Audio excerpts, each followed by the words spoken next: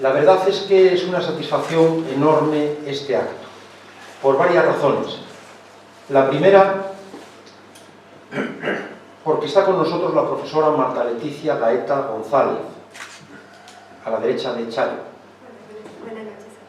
Amiga desde hace años, venida ex profeso desde México, llegó hoy mismo.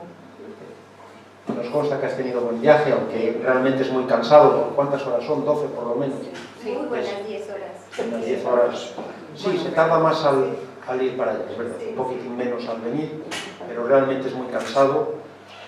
Llegada desde México para esta presentación y para acudir también al primer Congreso Internacional de Psicología, Salud y Educación, CIPSE 2017, que se celebrará en Oviedo, mi querida ciudad natal, entre el 8 y el 11 de noviembre, y al que también acudiré, aunque yo me incorporaré después de las clases el jueves.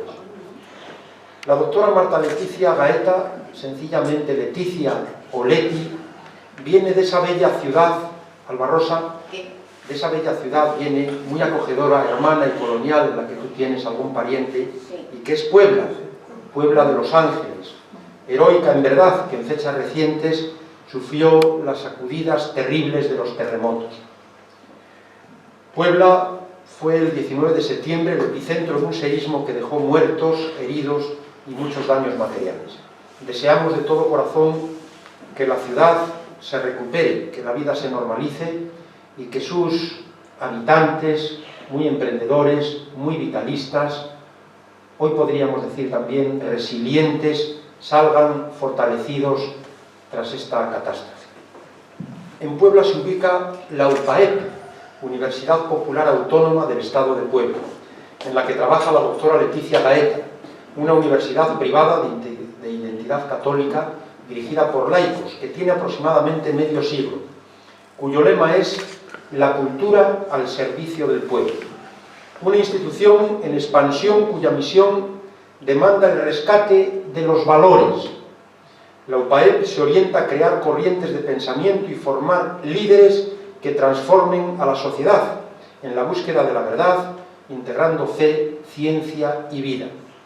Tengo el honor y la satisfacción de colaborar con la UPAEP en distintos proyectos y actividades desde hace ya 15 largos años, desde 2002. 3 lustros ya desde los tiempos en que dirigía el Departamento de Pedagogía, me parece que se llamaba así. El doctor José Ángel Pejenaute, con el que estaban, entre otros, la doctora Lulú Reyes, la profesora Lupita Albarrán y tantos otros. Tiempos en que se organizó, entre otros, el doctorado en Pedagogía, así como la carrera de Psicopedagogía, en los que modestamente también tuve alguna participación. Me alegra enormemente el crecimiento de la UPAEP, una querida universidad en la que estuve por última vez, merced en gran medida a las gestiones de Leticia entre abril y mayo de este año, concretamente en el Centro de Investigación en Educación Humanista que dirige el doctor Martín López Calvo. La vinculación con nuestro Departamento de Teoría e Historia de la Educación se amplió posteriormente con la estrecha colaboración del profesor López Herrerías, catedrático honorífico de Teoría de la Educación, recién llegado de Puebla. ¿Cuándo llegaste, José Ángel? El día 2. El día 2. No, perdón, el 29 de octubre. Ah, el 29 de octubre. Recién llegado, y también con la del profesor José Vicente Merino, catedrático jubilado de Pedagogía Social, que pasó una larga temporada como profesor visitante. Mi gratitud a la UPAEP por todo, y es de justicia decir que esta universidad ha apoyado económicamente el libro que hoy presentamos. Muchas gracias. Muchas gracias, Leti, por acompañarnos. Permíteme que ofrezca algunos datos sobre tu brillante currículum. Doctora en Psicología y Aprendizaje por la Universidad de Zaragoza, en España. Maestra en Psicología por la Universidad de las Américas, en Puebla. Actualmente trabaja como profesora investigadora del doctorado en Pedagogía en la Universidad Popular Autónoma del Estado de Puebla, la UPAEP. Es autora de diversas publicaciones relacionadas con el desarrollo y la promoción de competencias cognitivas y socioafectivas para un aprendizaje autónomo y eficiente en las diferentes etapas de la formación humana. Entre sus publicaciones más recientes En coautoría se encuentran Educando la autorregulación del consumo en la infancia, Ética y autorregulación en la formación de profesionales de la educación, así como el artículo recientemente publicado en la Revista Iberoamericana de Educación, publicación de la Organización de Estados Iberoamericanos, OEI, Programa Educativo de Higiene Dental en Preescolares de Contextos Vulnerables, la preparación psicológica parental y el rol docente. Leticia es miembro del Sistema Nacional de Investigadores del CONACYT, Consejo Nacional de Ciencia y Tecnología de la República de México. También ha participado en proyectos de innovación docente a nivel de posgrado en colaboración con profesores de distintas universidades nacionales e internacionales. Es asimismo directora de trabajos e investigaciones y tesis doctorales. Muchas gracias, Leti. Es un verdadero lujo que nos acompañes esta tarde en esta tu casa. Y se me ha olvidado decir que igual que Alba Rosa tiene parientes, pues hay una colonia significativa española y asturiana en Puebla. Yo recuerdo que cuando llegué en el año 2002 a la UPAEP, el rector entonces, me parece que se llamaba Cabanas, el rector Cabanas, era no de Cangas de Narcea, sino de Cangas de Onís, nacido, pero le habían llevado ya con 3 años, siendo muy pequeño, pero era asturiano de origen. Quiero también presentar, siquiera sea brevemente, a mis amigos y compañeros del departamento, los profesores Rosario Limón Mendizábal, Chayo, como la conocemos cariñosamente, y José Ángel López Herrerías. Aunque son bien conocidos en el Centro Asturiano de Madrid, este rinconín de nuestra Asturias en la capital. La doctora Rosario Limón Mendizábal, acreditada catedrática de universidad, es actualmente directora de nuestro Departamento de Teoría e Historia de la Educación, en la Facultad de Educación, Centro de Formación del Profesorado de la Universidad Complutense. La verdad es que tengo que agradecerle, ahora que está a punto de concluir por imperativo rectoral su dirección, y aún el propio departamento, porque hoy concluye a las 12 de la noche su labor como directora y el departamento como tal se extingue y pasamos a un periodo transitorio, un periodo de transición para fundirnos en un proceso, en una campaña abierta por el nuevo rector para fundirnos con otros departamentos y previsiblemente nos vamos a unir a otro grande también, como es el de didáctica y organización escolar, y adoptaremos un nombre que es todavía una incógnita, al menos para mí y yo creo que para todos, por lo que me acaba de decir Richard. Una labor que no ha sido nada fácil, y menos aún precisamente en estos tiempos en que estamos en ese periodo de transición del departamento, de reordenación universitaria. Y lo expresé en un consejo de departamento y lo repito ahora. Gracias, Chayo, por tu gestión y por tu talante. Esto es, por tu manera cordial de realizar la labor directiva, que no es fácil en estos tiempos y sobre todo cuando advertimos. Dicen que las comparaciones son odiosas, pero es inevitable y hay referencias, y entonces pues tenemos que agradecerte esa labor que ha realizado siempre conciliadora, siempre de entrega, de servicio y de apoyo a todo el mundo, que es como tiene que ser.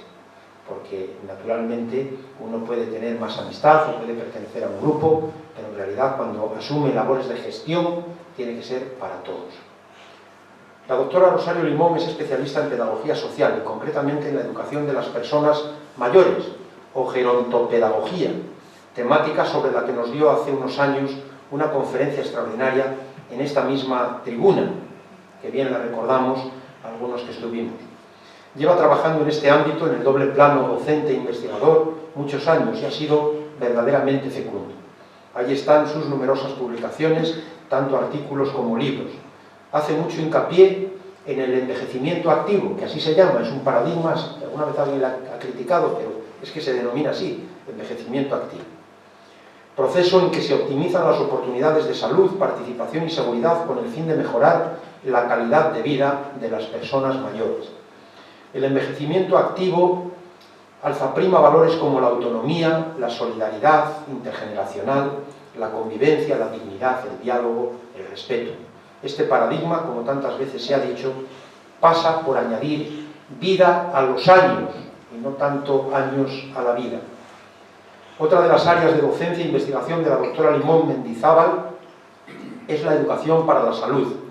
A este respecto, no puedo dejar de mencionar nuestra común adscripción a la Asociación Española e Iberoamericana de Medicina y Salud Escolar y Universitaria, que preside nuestro amigo, el doctor Antonio Sáez Crespo, que también lo hace. Estamos muy agradecidos porque tenemos aquí mensualmente unos encuentros de educación y salud estupendos, estamos encantados, son otros de los espacios fijos que hay, de manera que muchas gracias por todo, Charo.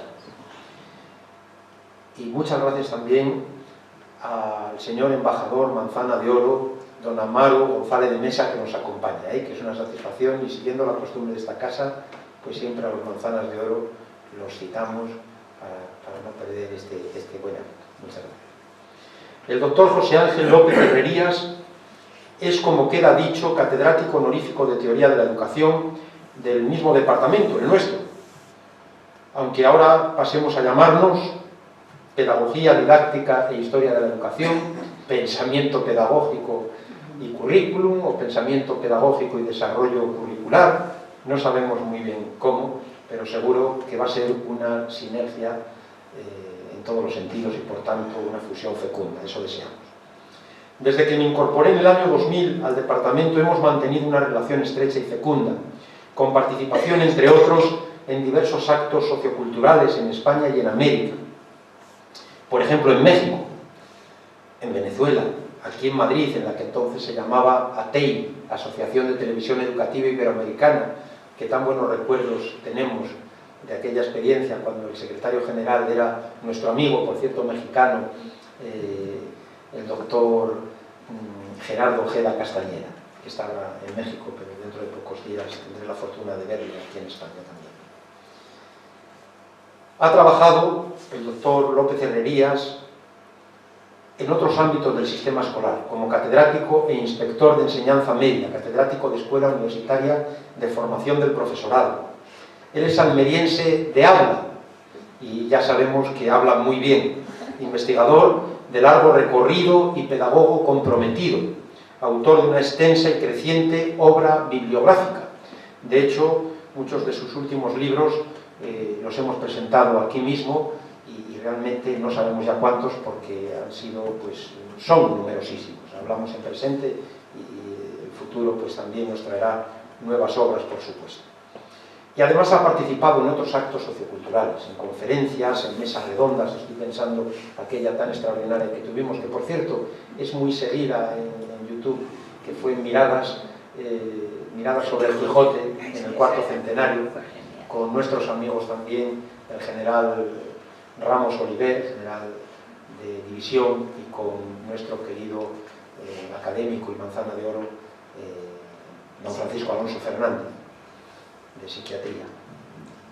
Bueno, pues quería decir también que las temáticas de sus publicaciones y ponencias se resumen en tres claves: la educación como esfuerzo hacia la verdad, la belleza y la bondad, el ser humano como compromiso por los otros y la proyección total de la complejidad humana más allá de la racionalidad cognitiva. Recientemente, como se ha dicho, llegó de Puebla y él mismo nos podrá contar algo de su experiencia en México. Siempre lindo y querido. Gracias, José Ángel, por aceptar también participar en este acto. Y por mi parte, yo voy a concluir aquí de momento, y el protocolo que hemos establecido es que hable, por ejemplo, en primer lugar, Chayo, que ha hecho un gran esfuerzo, y yo se lo agradezco enormemente porque, bueno, se lo comentamos el fin de semana, se lo comenté y aceptó gustosa el participar. Después intervendrá el profesor José Ángel, posteriormente un servidor, y yo creo que para que se explaye, pues dejaremos el cierre, el broche, para la profesora Leticia Gaita. De manera que nada más, muchas gracias a todos, y cedo la palabra a la profesora Limón Mendizábal.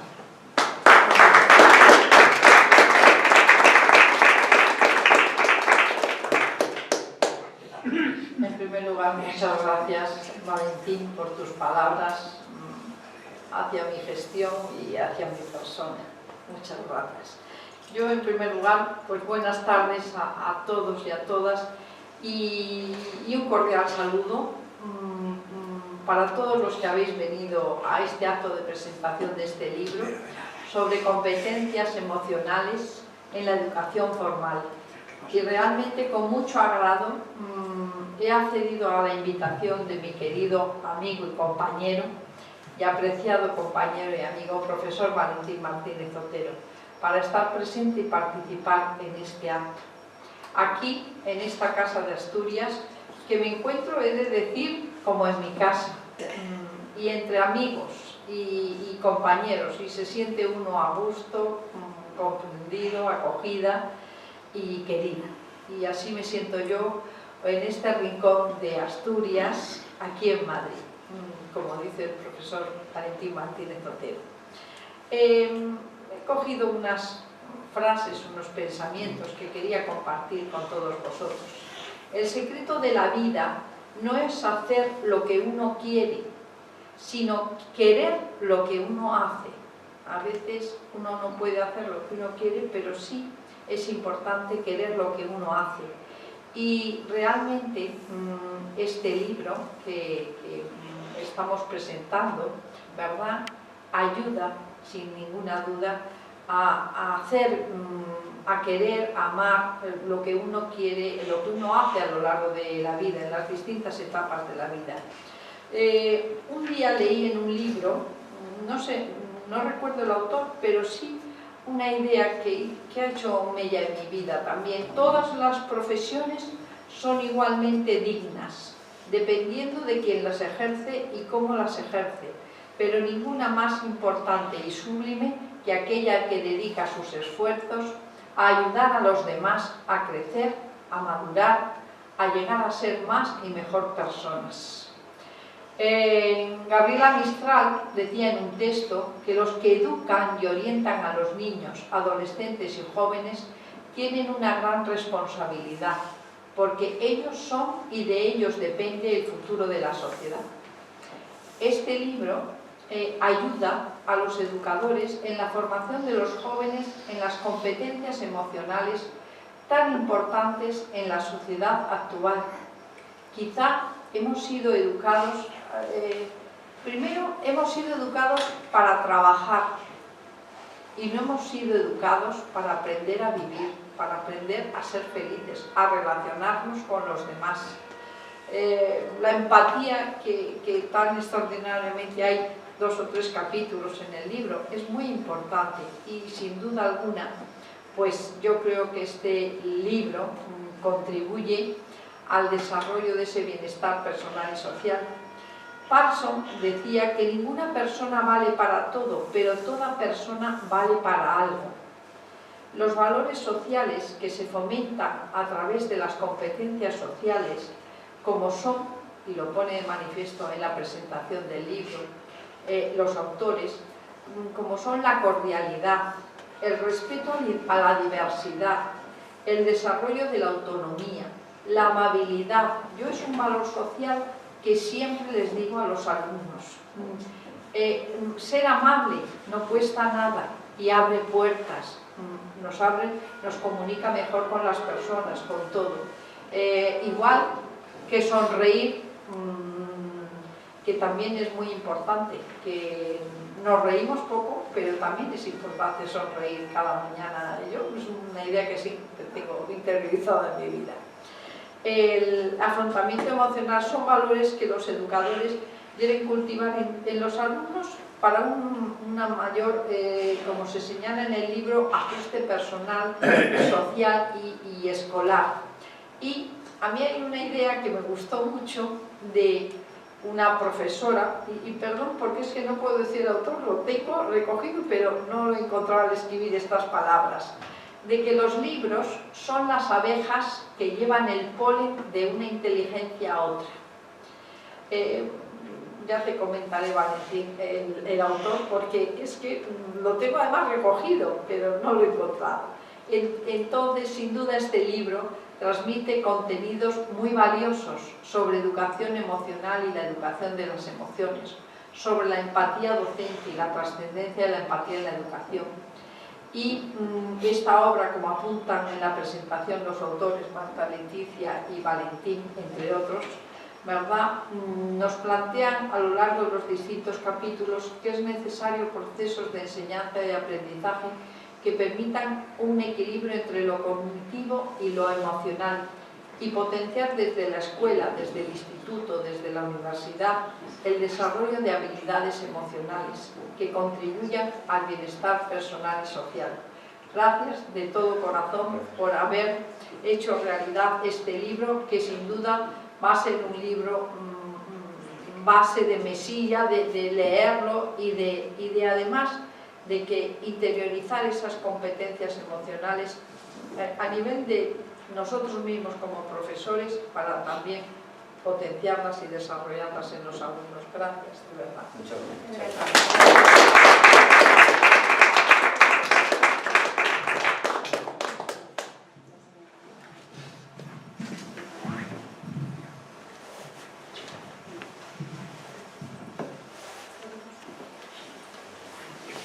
Bien, buenas tardes. Gracias por su presencia.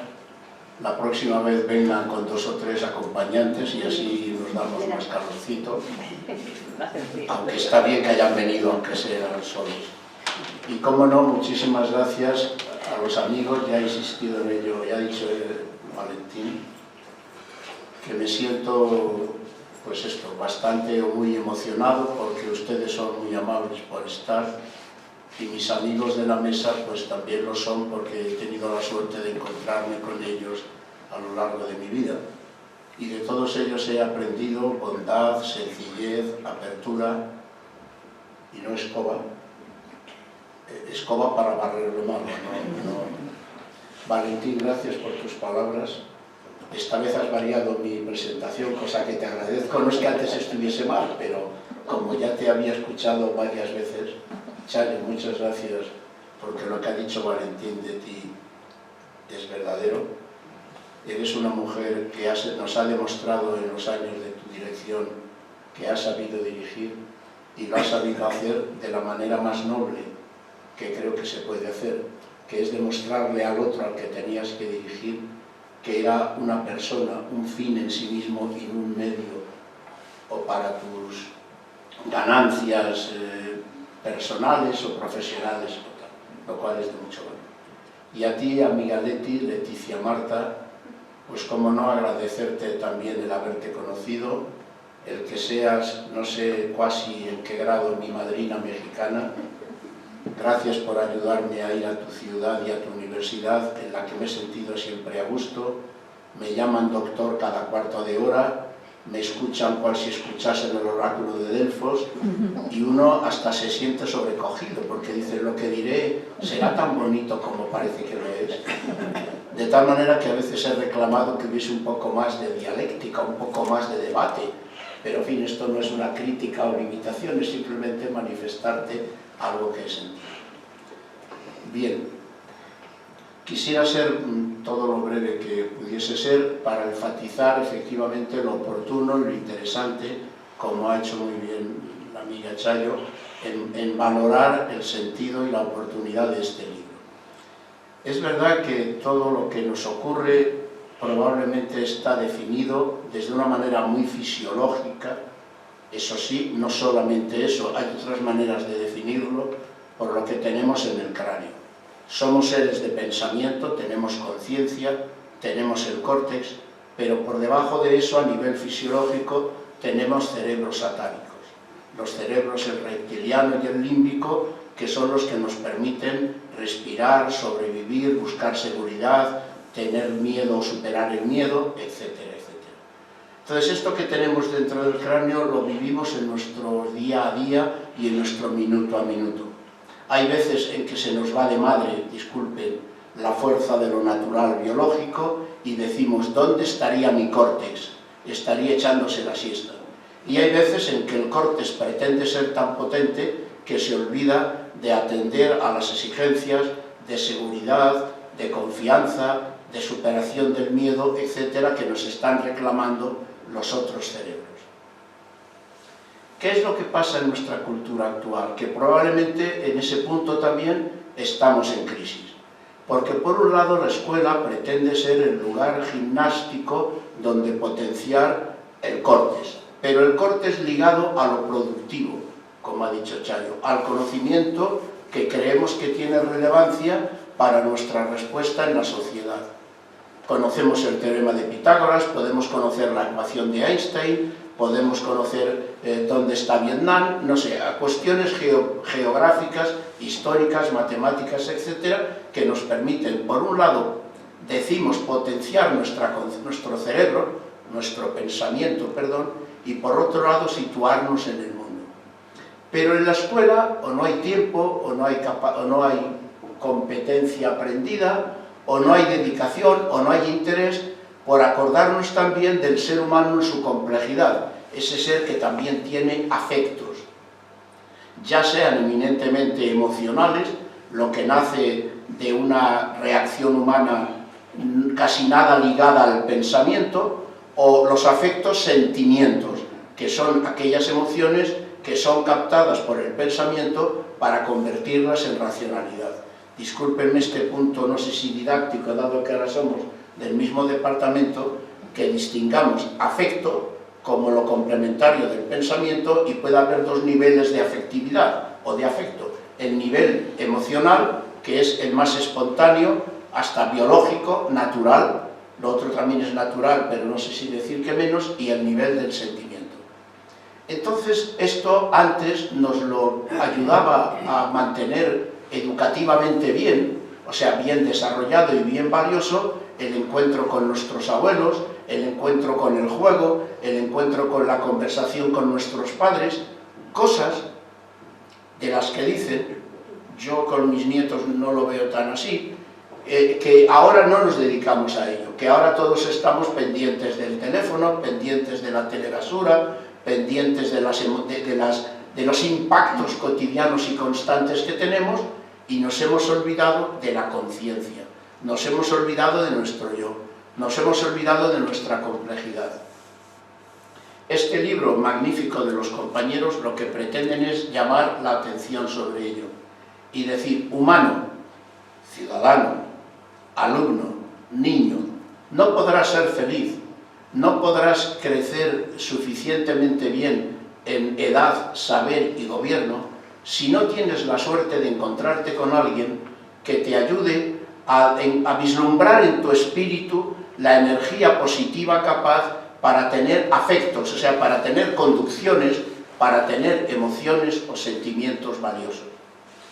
Y aquí voy a contarles, por no decir más ideas, no sé si bien o mal hilvanadas, dos pequeñas experiencias que, con vuestro permiso, son vivencias mías.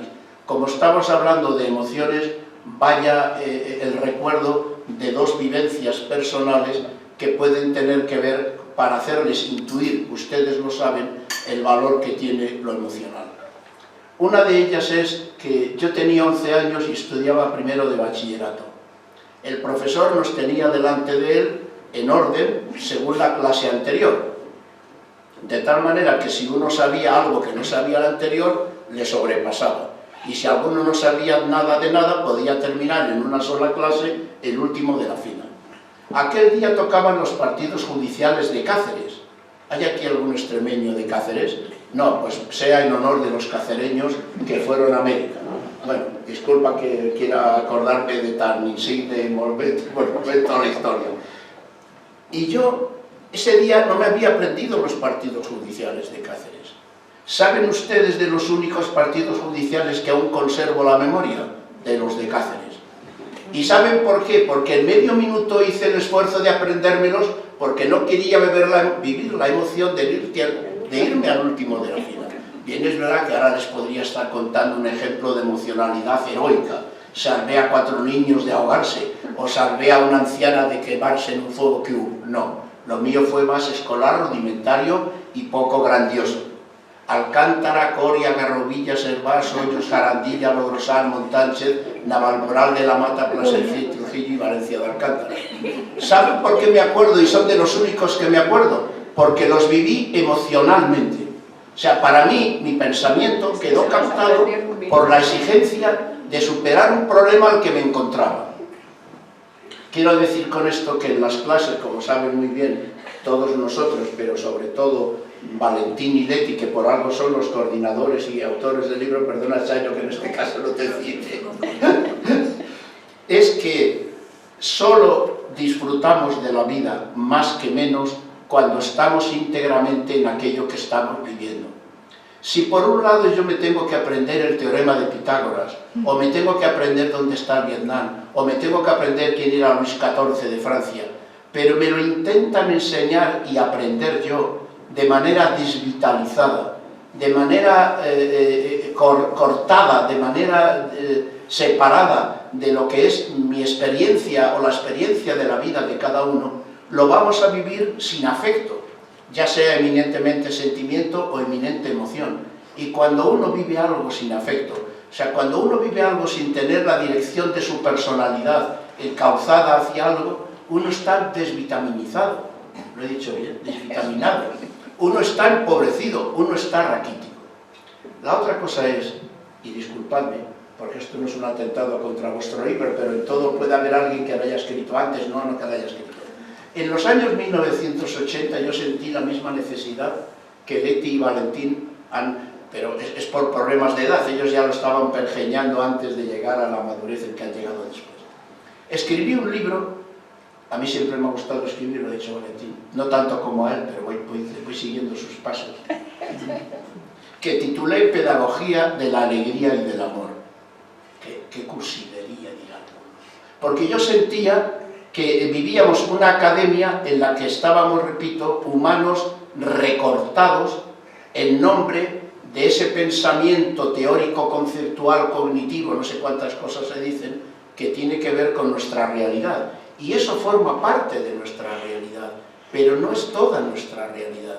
Entonces, si quien tiene que aprender la sacrosanta, la valiosísima tarea de potenciar su personalidad, pero lo hace recortado, no va a resultar bien. Pedagogía de la alegría y del amor.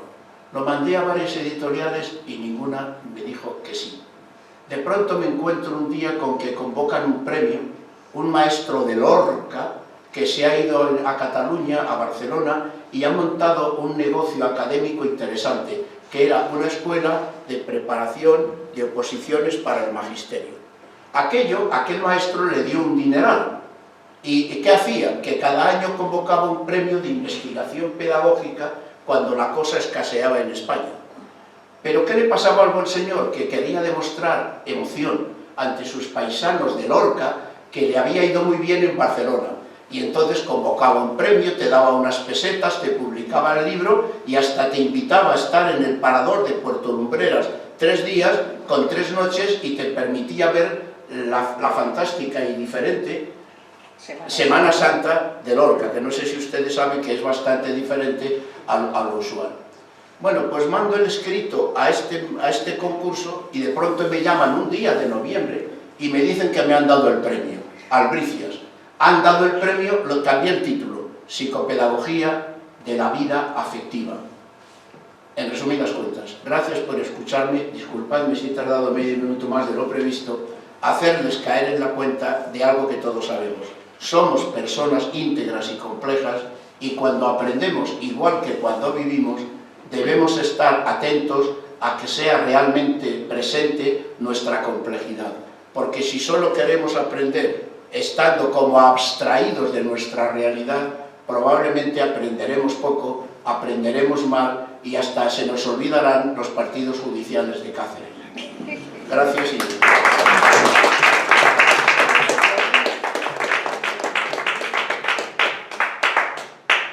Bueno, pues muchas gracias a los profesores Chayo Limón y José Ángel López Herrerías. El título del libro es Las competencias emocionales en la educación formal. En el lenguaje académico, el despliegue de las competencias emocionales es el objetivo de la educación emocional o afectiva, como personalmente prefiero denominarla, por ser un nombre más abarcador, que incluye esta educación afectiva, entre otros fenómenos, las emociones, pero también los sentimientos, las pasiones, las motivaciones.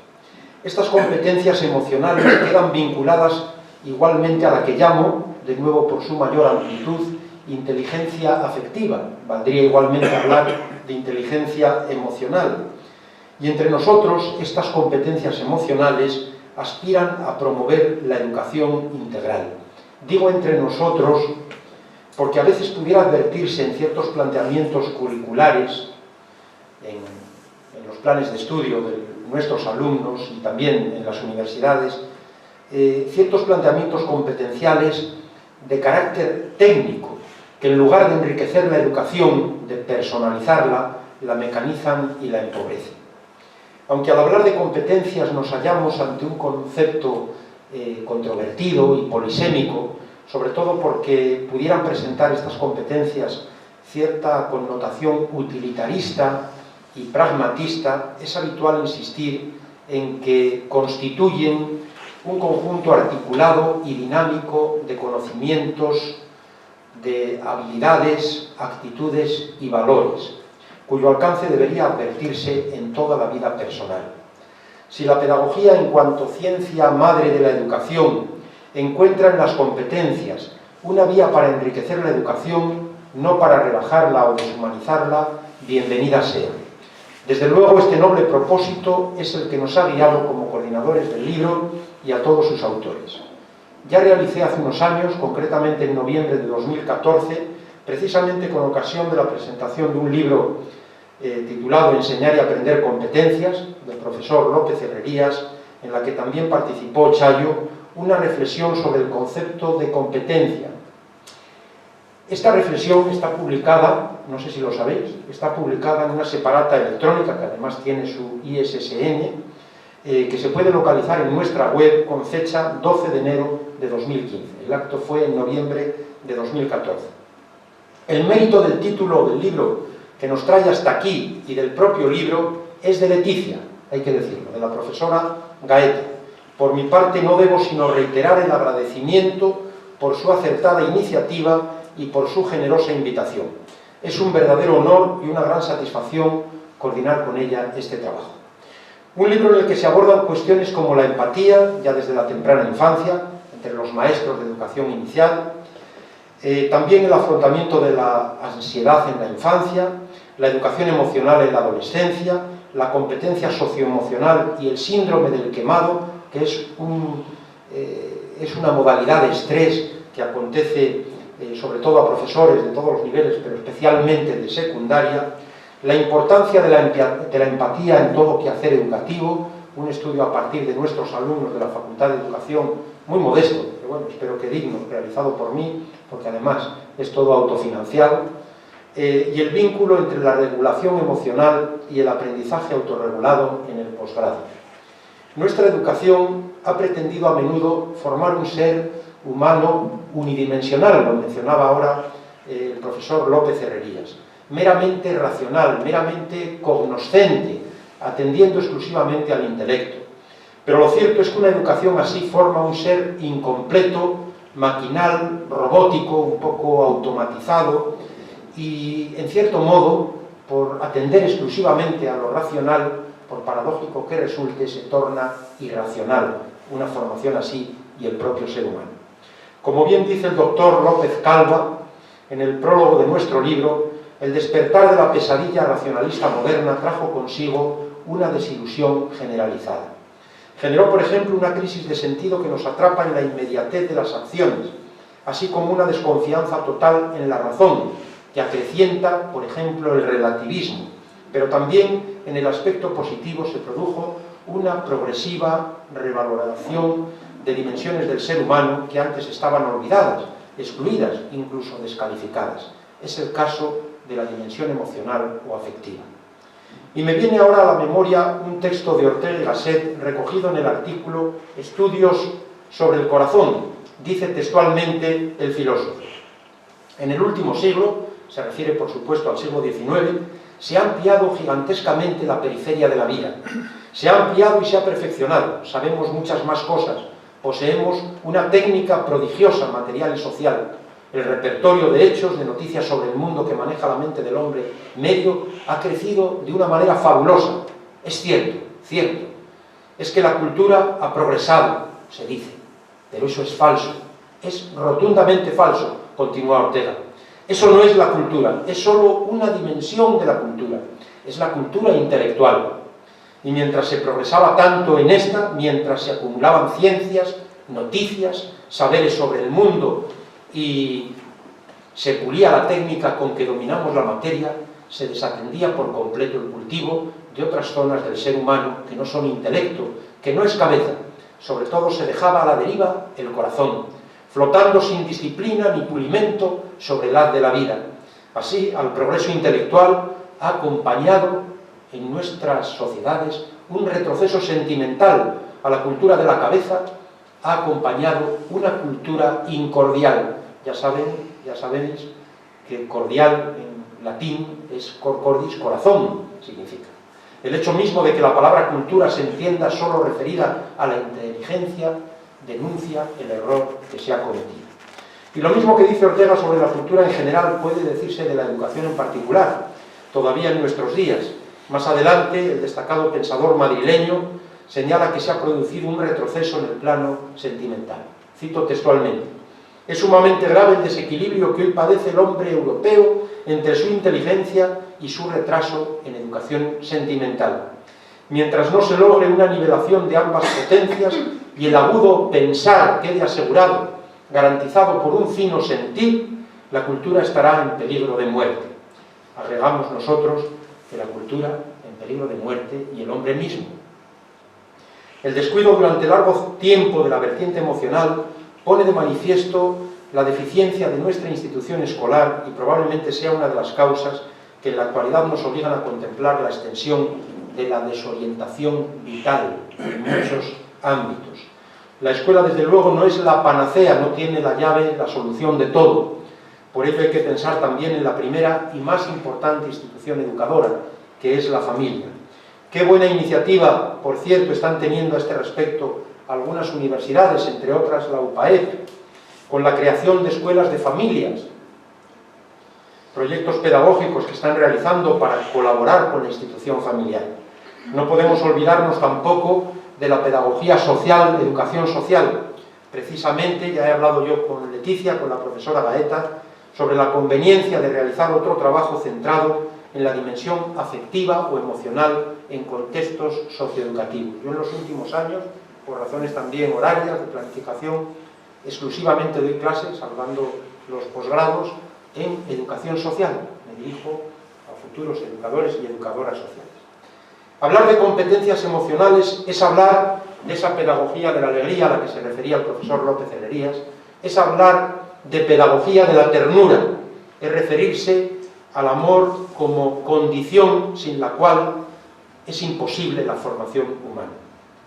A la educación de la vida afectiva, es referirse a la educación sentimental, cordial, al despliegue de la sensibilidad. El campo semántico es muy amplio y en él se halla igualmente el compromiso ético, el cultivo del encuentro interhumano, el esfuerzo en pos de la convivencia. Estamos ante lo que llamaban los clásicos el eros pedagógico, pero mucho cuidado, porque como bien advierte Kusianovich, que pese al apellido es un sacerdote peruano, Kusianovich, en estos tiempos en que hay tantos casos de abuso sexual y de explotación sexual comercial, no solo de niños, también de adultos, no resulta fácil un discurso sobre pedagogía de la ternura, o sobre pedagogía del amor, o sobre educación de la afectividad, y hasta puede resultar muy arriesgado. Y más adelante agrega el mismo autor: si la pedagogía de la ternura no se encamina a la búsqueda y satisfacción de relaciones basadas en la justicia a todos los niveles y campos de la vida humana, no será otra cosa que un encubrimiento de formas inconfesables de sometimiento, de relaciones asimétricas y basadas en la desigualdad social. Y junto a la justicia, cómo no, la fraternidad, la solidaridad, el respeto, la dignidad de la persona. ¿De qué persona? De toda persona, del blanco y del negro, del mestizo, de la mujer y el hombre, de la persona con diversidad funcional y sin ella, de los menores, niños y adolescentes, de los mayores, de todos. A todos se extiende la consideración de la persona, la dignidad personal. Así es, en efecto, ni la discusión lingüística ni la amplitud semántica deben servir de excusa para la evasión teorizante o el esencialismo pedagógico etéreo e infecundo, abstracto, carente de anclaje en la realidad social e histórica.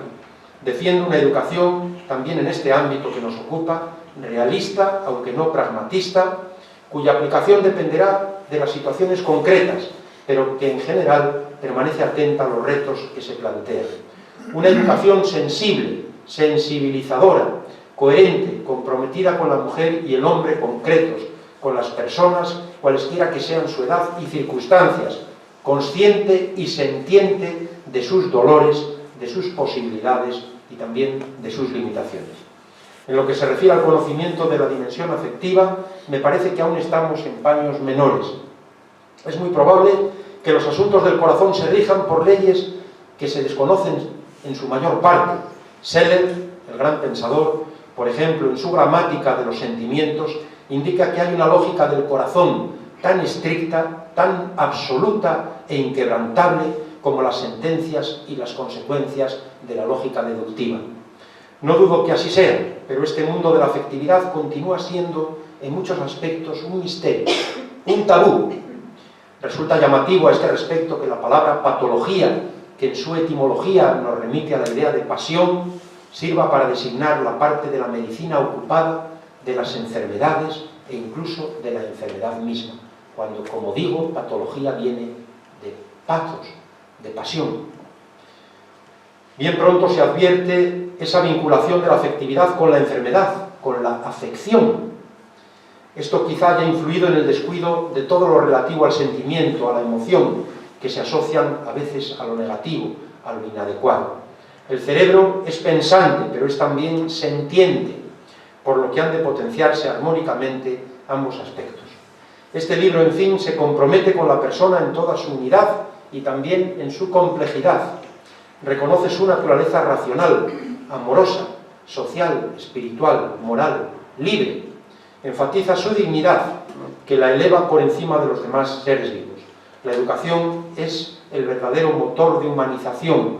Así lo vamos a defender próximamente, esta misma semana, en el Congreso de Oviedo.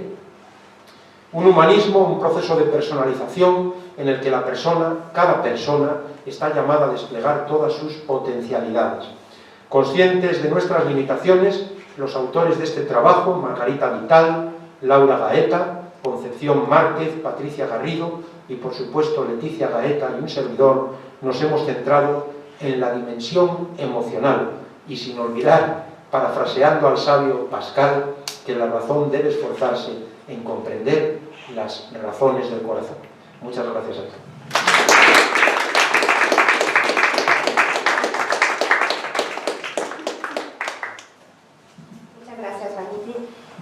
Bueno, también agradecer al público nuevamente por estar con nosotros. Me siento muy emocionada, ya lo comentaban, pero más yo en estar en esta casa, ser invitada por Valentín, realmente es un honor compartir esta mesa con estos colegas, conocer a Charo, y ya sabía yo de esa calidez y la he comprobado ahora.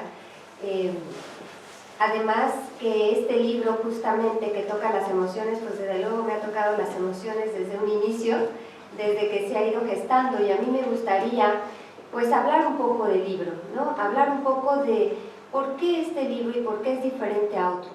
¿Cuál es el aporte? Ya lo mencionaban y no andaré en ello, justamente en todas las problemáticas que nos encontramos, tanto dentro de la escuela, cuando hablamos del bullying, hablamos del acoso, hablamos ya de violencia escolar, y fuera de ella pues encontramos no seguridad en las calles, encontramos violencia entre los mismos adultos, agresiones. Ahora ustedes también están viviendo una situación muy tensa, ¿no? Justamente de separatismo, que bueno, esperemos que todo se resuelva y de la mejor manera, porque en lo personal considero que es un daño para muchos, ¿no? Y bueno, nosotros también lo vivimos fuertemente. Entonces, estamos en esa complejidad, ¿no? En esa incertidumbre de lo que va a pasar. Pero si bien estamos en esa complejidad, el ser humano quiere una seguridad. Siempre estamos buscando una seguridad y hablamos de normalidad, ¿no? ¿Qué es la norma? O qué es, cuando vemos en física o en matemáticas la curva de la normal, pues justamente es eso, porque todos buscamos una certidumbre. Entonces, en esta incertidumbre quisiéramos una brújula que nos pudiera guiar un poco a nosotros como educadores, como adultos, para que nuestros jóvenes y nuestros niños pudiesen tener un mundo más sano del que les estamos heredando.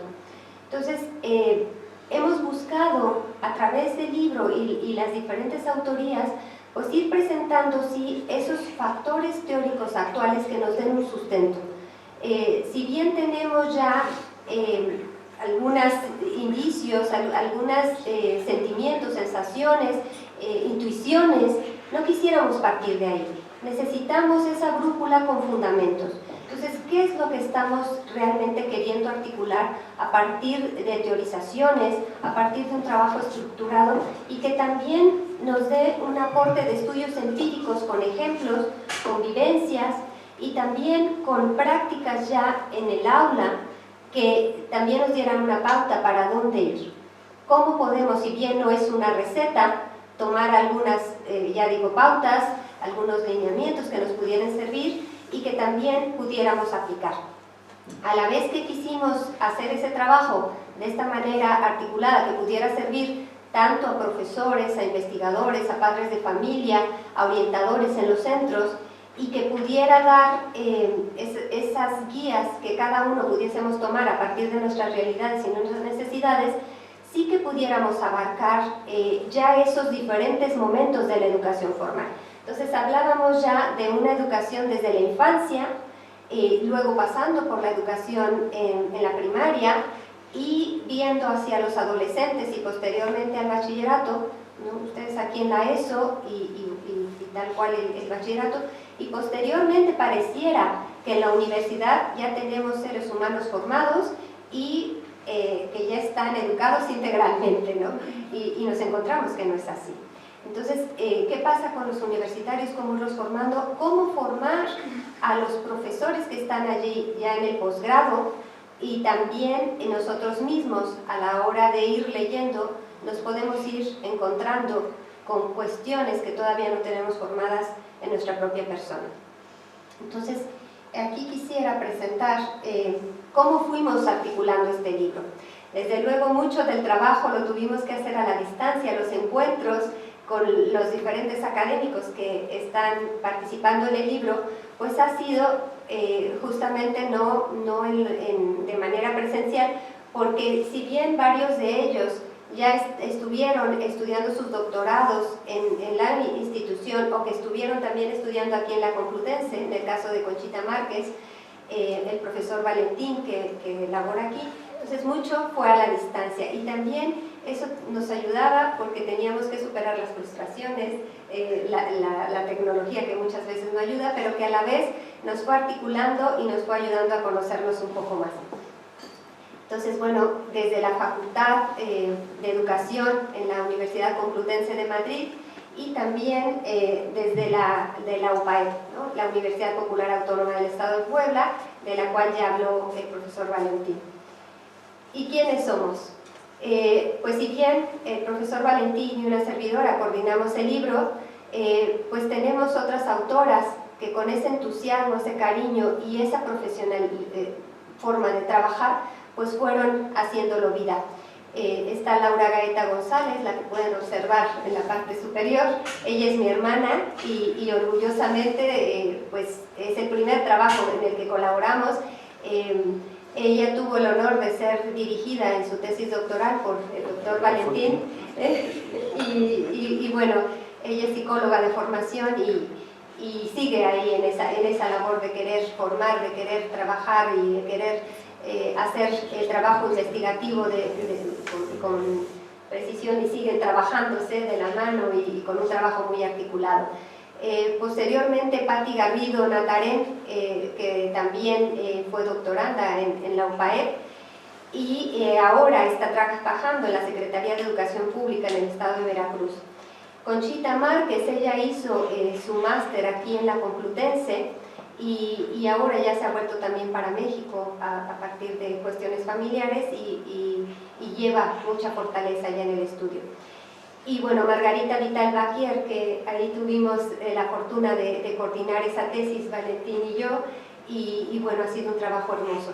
Y pues ahora me gustaría ahondar un poquito más en lo que son los trabajos de cada una de ellas. En el primer capítulo, cuando abordamos la parte de la empatía docente, se titula Su implicación en la relación maestro-alumno en educación inicial. Desde luego es un trabajo que se realiza mediante una indagación de los propios actores, en donde si bien es complicado abordar a los niños en estas edades y hablar de sus emociones, se trabajó a partir del dibujo. Entonces, no un dibujo proyectivo, sino un dibujo en donde los alumnos iban haciendo narraciones a través de las historias que ellos mismos iban plasmando mediante esa técnica. Y a partir de una indagación cuantitativa mediante un test que se les hizo a los profesores para medir su nivel de empatía, hablando de empatía positiva y no tanto, ¿no? Una empatía más bien dañina que se trabaja en 4 dimensiones, se fue mirando cómo esa empatía docente es fundamental y es un elemento central para que los niños tengan una buena comunicación con sus profesores y sus profesores. Entonces, es un trabajo que ahora mismo, a partir de este trabajo investigativo, ya se está llevando a la práctica. Ya se está aplicando, los profesores ya se están formando y ha sido muy valioso este acercamiento. Posteriormente, el trabajo de Laura Gaeta, en donde trabaja justamente la ansiedad infantil y las formas de afrontarlo.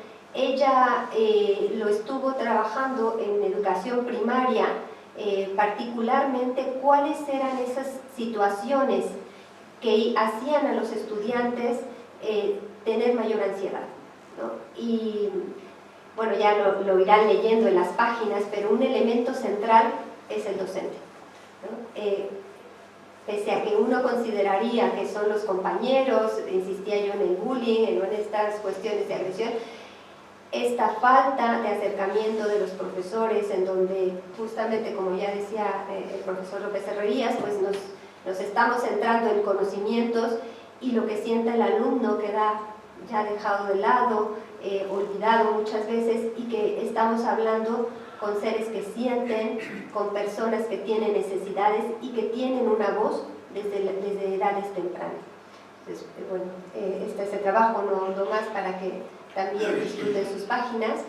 Y posteriormente, Conchita Márquez nos habla sobre diferentes conceptos del adolescente, la adolescencia, y cómo trabajar estas emociones desde la educación en la familia. ¿Cuál es el papel de los padres para llevarla a cabo?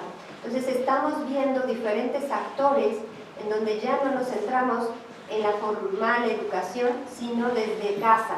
Cómo trabajar esas emociones nosotros mismos como padres, como madres, y a partir de ello poder apoyar a los alumnos, en este caso nuestros hijos. Más adelante, Patricia Garrido está deleitándonos con un capítulo sobre la competencia socioemocional docente y la relación con ese síndrome que ya comentaba el profesor Valentín, del estar quemado o el burnout. Y cómo estas competencias emocionales le pueden ayudar para que ya el estar quemado, que es justamente esa sobrecarga de estrés, de trabajo, que causa la vida laboral que llevamos ahora tan acelerada, cada vez parece que tenemos más carga y la humanidad no avanza, ¿no? Entonces ahí habría que reflexionar sobre qué estamos haciendo para que esto suceda de esa manera. Hay menos horas en que convivimos unos con los otros, menos tiempo de compartir y que si bien tampoco productivamente estamos avanzando. Entonces ahí hay un fuerte problema y esto no es privativo de la educación. Hablamos del estar quemado en las empresas, hablamos en la industria del servicio también. Entonces es un problema que ya se ha extendido a muchos ámbitos y que se tiene que abordar de alguna manera. Posteriormente, el doctor Valentín Martínez Sotero nos habla de la trascendencia de la empatía en la educación y un trabajo que desarrolló muy atinadamente con alumnos universitarios docentes en formación, y cómo ellos, a partir de ir viendo esa parte de la empatía, una empatía cognitiva y afectiva, en donde al unirlas nos puede llevar a lograr justamente esa felicidad, ese gusto por la vida de la que estábamos hablando. Entonces, creo que son elementos importantísimos que se van abordando desde diferentes aristas y que nos van llevando a ese bienestar que buscamos poco a poco, con un trabajo arduo, continuo, sostenido, y que se vaya articulando de manera colaborativa entre unos y otros. Y finalmente, una servidora realizó un trabajo sobre la regulación emocional y ese vínculo con el aprendizaje autorregulado. Hablamos de aprender a aprender y muchas veces decimos, ¿y cómo lo hacemos? Articulando esa parte afectiva, pero de manera central, y justamente decir, el fallar se vale, el errar, el sentirnos mal, el sentirnos incompetentes. Cómo vamos trabajando desde el posgrado con estos adultos que, insisto, decimos ya estamos formados y no lo estamos, y cómo cada uno necesitamos lo que muchas veces se ha llamado como mentor, ¿no? Todos necesitamos a alguien que nos acompañe, que nos ayude, que nos permita ir creciendo en compañía. Entonces, yo los invito a que lean las páginas. Ahora mismo tenemos unas maquetas que nos hizo favor de entregar ya el editor, pero esperemos que el libro, a la vez que estará físicamente disponible, aquí en Europa esperemos que esté de manera electrónica. Entonces, eso estamos ya gestionándolo para que se logre y que podamos pues difundirlo a la mayor gente posible que esté interesada en el tema. Les agradezco mucho el tiempo, la atención, la paciencia y muchas gracias. Muchas gracias.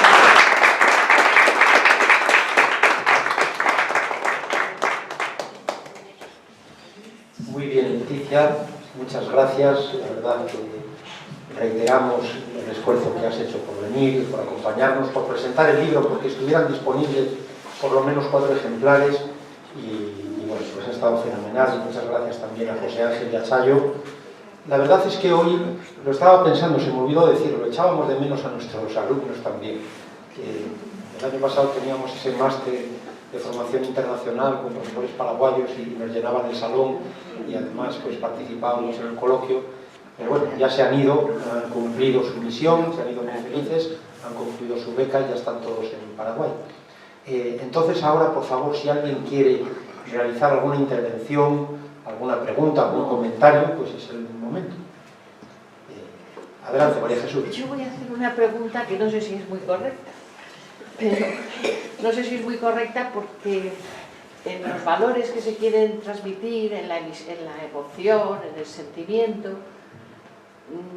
sé que es muy difícil volver a unas tradiciones que todos hemos tenido, o hacerlas públicas, o no sé si es que hay que hacerlo o no hay que hacerlo. Pero ¿dónde queda Dios? El Dios que sea. Yo ya no hablo de mi Dios, sino el Dios de cada quien. Si solamente hay razón y desaparece el espíritu, porque el espíritu no es algo solamente del cerebro ni del córtex, esas creencias o esa... ¿Dónde queda? ¿Cómo se puede hablar de valores y no hablar de lo otro? Los valores de verdad son... están separados de esa faceta de la persona o de ese aspecto vital, que si no sé si es vital, es espiritual, o que tenemos algunas generaciones metidos en el tuétano. ¿Puede haber otras generaciones sin ese tuétano? Yo pregunto. ¿Quiere alguien responder de la mesa? José, estoy como profesor. A mí me vienen, María Jesús, unos versos de don Dámaso Alonso que dicen: tiranamente mía, templo de Dios, único templo capaz de lo increado. Así dice, ¿no? Don Dámaso Alonso. Y también Machado, si estamos un poco poéticos: converso con el hombre que siempre va conmigo, quien habla solo espera hablar a Dios un día. Mi soliloquio es plática con este buen amigo, que me enseñó el secreto de la filantropía. Bueno, realmente la cuestión de la trascendencia tiene que estar absolutamente presente. Nosotros, desde la educación personalizada que reivindicamos también para nuestra Facultad de Educación, nos están ahora pisando los talones, y es que no nos han superado ya desde otra universidad aquí en España, porque están sistematizando cuanto tiene que ver con la pedagogía de la persona. Pues, pero bueno, es algo bienvenido y todo está llamado a cooperar. Siempre planteamos que una de las notas distintivas del ser humano es la apertura. Y en la apertura, por supuesto, está pues esta consideración de la que nos habla Antonio Machado, a uno mismo, converso con el hombre que siempre va conmigo. Pero ya desde la temprana infancia hay que favorecer esa reflexión, esa plática con nosotros mismos, a través de la introspección, la mirada interior, digamos. La apertura a los demás. Ahora se habla, en términos más modernos, de la inteligencia afectiva, o si se quiere, de las inteligencias múltiples, concepción con la que no estamos plenamente de acuerdo, porque nosotros hablamos de la inteligencia muy diversa, pero se habla de la inteligencia interpersonal, es decir, la apertura a los demás. Se habla también, como es lógico, de una apertura, de una dimensión de la apertura que es al mundo objetivo, llamado a transformarse positivamente a través de toda la ciencia, de la tecnología, incluso del arte. Y, por supuesto, una apertura a la trascendencia. La educación escolar, la educación formal, tiene que ser respetuosa también de esta apertura a la trascendencia. Si no hay una apertura a la trascendencia, no puede haber una verdadera actitud religiosa, no puede haber ni siquiera un agnosticismo o un ateísmo. Tiene que haber previamente esa apertura a la trascendencia, tiene que cultivarse, está enclavada en lo más profundo de nuestra identidad cultural, y por lo mismo yo creo que eso tiene que haber una sensibilidad por parte de la escuela en un sentido amplio, para que al final sea uno el que decida. También hay que ser respetuosos en este sentido, en mi opinión, y por supuesto de todas las actitudes, de todas las posiciones, incluso en una sociedad plural como la nuestra, pues también de aquellas personas que puedan tener otra religión. Yo este año, por ejemplo, en nuestra facultad, pues tengo dos alumnas que son musulmanas, lo sé porque van con el velo, ¿no? Concretamente, pues bueno, son cuestiones que han de respetarse. Pero pienso que el ser humano, desde siempre, es un universal, pues verdaderamente se abre a esa ligazón con una realidad que le trasciende, que es la religión, digamos.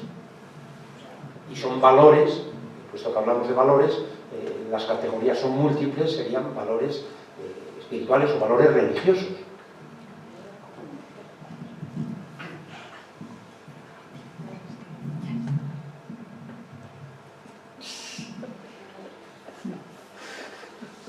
No, pero bueno, María. ¿Ha pasado? No. Yo no sé si el diagnóstico es que, al menos filosóficamente o académicamente, o sea, aquello que está en los libros y vende en las academias, desde el siglo XVI, no sé si ya venía de antes, Dios, razón y humano se han identificado. Y eso ha ido creciendo a lo largo del siglo XVII, del siglo XVIII, del siglo XIX, en que el humano llegó a vivir, por un lado, la pérdida del valor de la razón. Hay un libro de un filósofo de la Europa Oriental, no sé si lo menos, El asalto a la razón. Porque, bueno, diríamos que habría razones para perderle el respeto a esa razón, la diosa razón. Los ilustrados convirtieron a la razón en diosa. Nietzsche, el filósofo alemán bastante destructor en el sentido de que criticó mucho nuestra cultura, gritó: Dios ha muerto.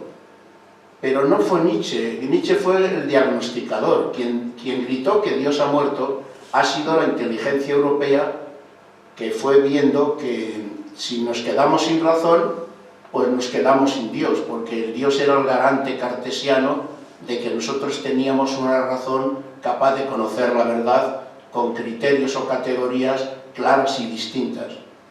Pero claro, el problema está que si hemos vivido con la conciencia de que Dios era nuestro garante existencial y la razón nuestro método de conocimiento, y eso lo hemos desbaratado, pues también nos hemos quedado sin nosotros. Y aquí estamos en esta cultura donde la dignidad humana se ha puesto en duda, donde el humano estamos buscando ahora el posthumano y el transhumano, y estamos esperando que un día nos den una pastilla y dejemos de sentir malos sentimientos, valga la redundancia, o estamos esperando que el robot Watson nos gane al ajedrez y tenga más inteligencia que nosotros dentro de poco, o ya los americanos, unido Google, Harvard, Silicon Valley y no sé quién más, han montado la Universidad de la Singularidad, entendiendo por Universidad de la Singularidad una universidad donde solo se aprende y desarrolla tecnología. Hecho este diagnóstico, si es que estoy en lo cierto, ¿cómo recuperar al humano? Pues volviendo a leer a los clásicos. No para enquistarnos en Aristóteles, enquistarnos no, pero sí leerlo. No para enquistarnos en Santo Tomás, pero sí leerlo. O como decía Marañón, ¿qué 3 libros le gustan más a lo largo de su vida? La Biblia, el Quijote y un buen libro de poemas. No conocía aún la capacidad literaria de Valentín, pero por eso no citaba ningún libro de poemas, decía un buen libro de poemas. Pero ¿qué es lo que pasa? Que también como diagnóstico las fuerzas dominantes, que además se aglutina todo, los medios de comunicación, las tecnologías, toda la academia está de acuerdo en que todo eso nos trae superficialidad, banalidad. Hay uno que habla de estamos en la cultura del no pensamiento, que ya es decir. Otro ha dicho que estamos en una cultura líquida, que a mí me gusta decir, pues si estamos líquidos, estamos liquidados. Entonces, claro, el problema está, ¿cómo se recupera esto?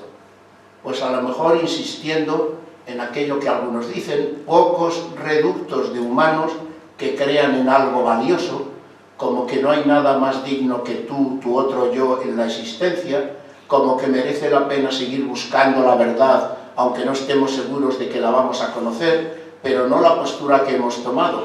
Como sabemos que la verdad no es nuestra hermana inmediata, no nos importa nada la verdad. Aquí lo que importa es el relato. Lo han oído decir en la tele y en la radio, el relato. ¿Y qué es el relato? Lo que se inventa Roures o este de La Sexta, Antonio García Ferreras, que gesticulando así y haciendo monstruosidades con las manos, pues dice lo que él entiende que es la realidad.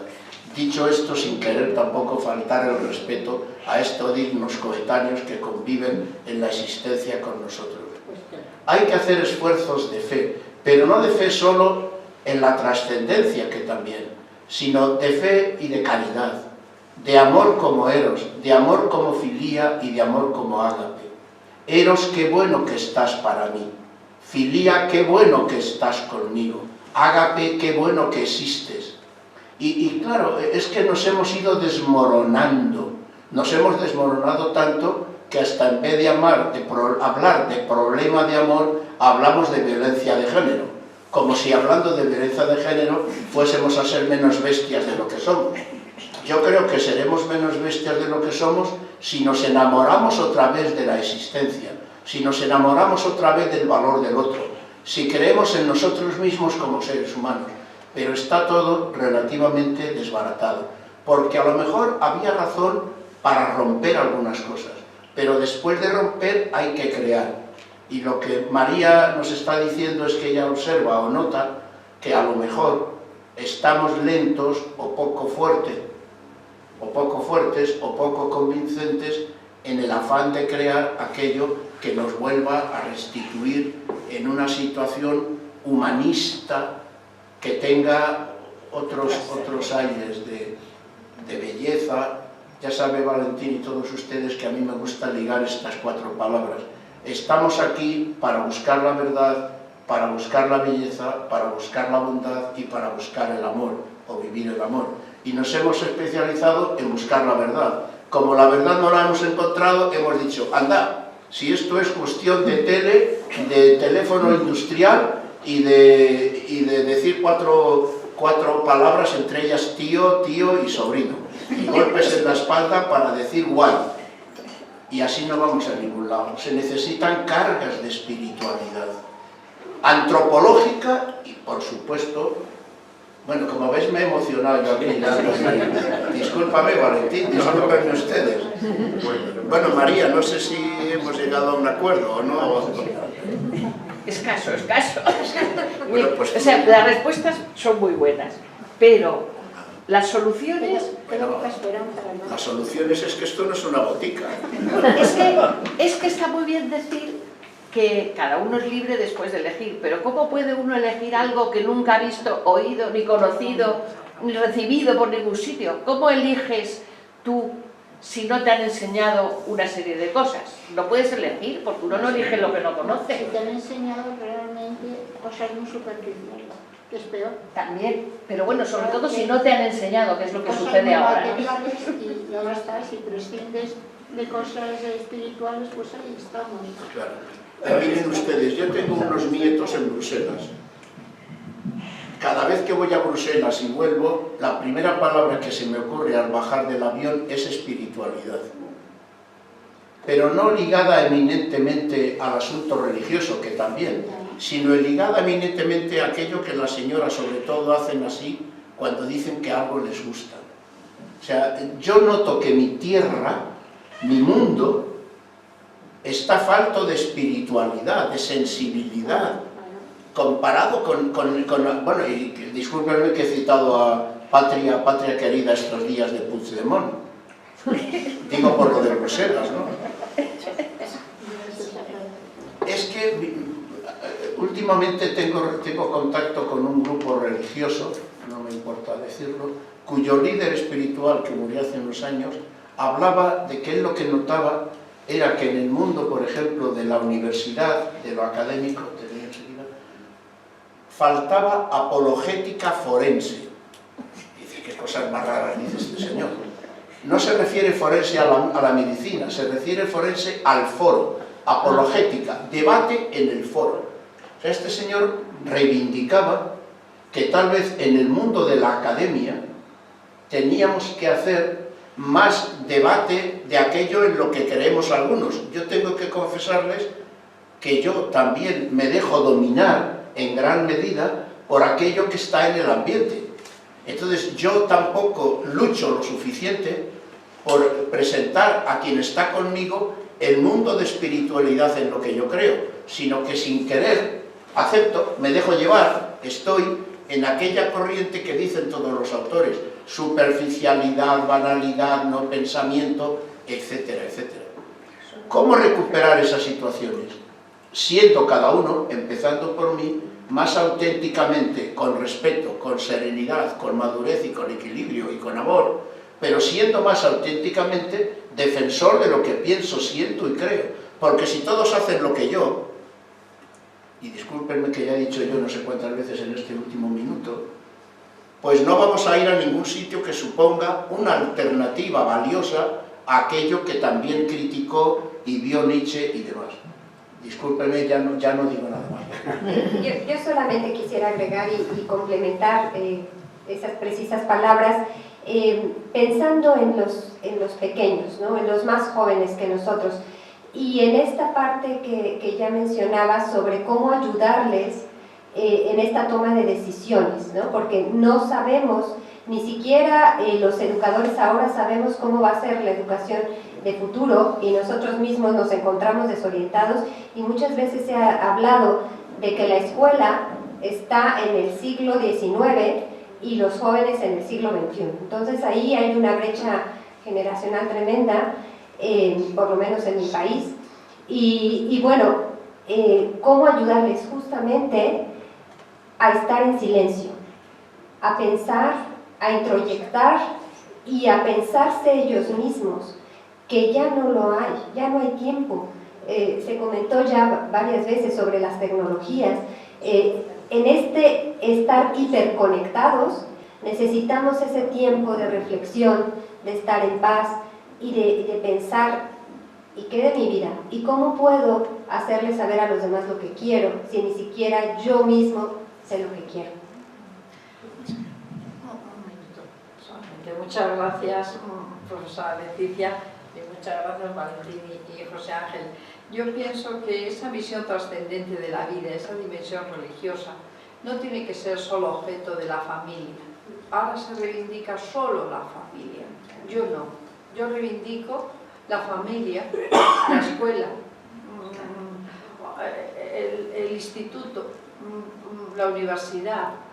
Y me parece una idea muy bonita esa idea del silencio, de encontrarse con uno mismo, pero también ser testigos o transmisores de nuestra fe, cada uno desde la visión que tenga, ¿verdad?